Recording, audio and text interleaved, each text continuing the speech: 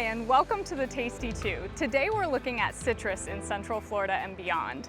And in front of us today, I have a Sugarbelle Orange, and this is one of the varieties that we've grown for a very long time here in Florida. And citrus as a whole is a big industry for our state. But the story on citrus is kind of a tricky one in that we have a pathogen here that was introduced in the early 2000s and causes citrus to be much more difficult to grow. And you can see some of the symptoms of what's called citrus greening disease, which is caused by a bacterial pathogen that kind of stops up the tree and the nutrients doesn't move quite as well as it used to. So you can get lopsided fruits. Sometimes they're not as sweet as they used to be.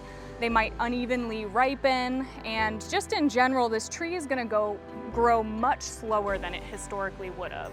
So both farmers and gardeners alike have had to change how they manage citrus. What used to be a really easy plant for us to grow here, as long as you had some sandy soil and full sun, you did pretty well with citrus.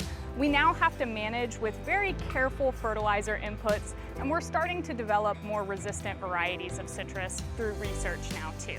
These Sugarbelles here aren't quite ready to harvest. We kind of see them later in the year, pretty much anywhere between September all the way through June is our peak season for citrus as a whole.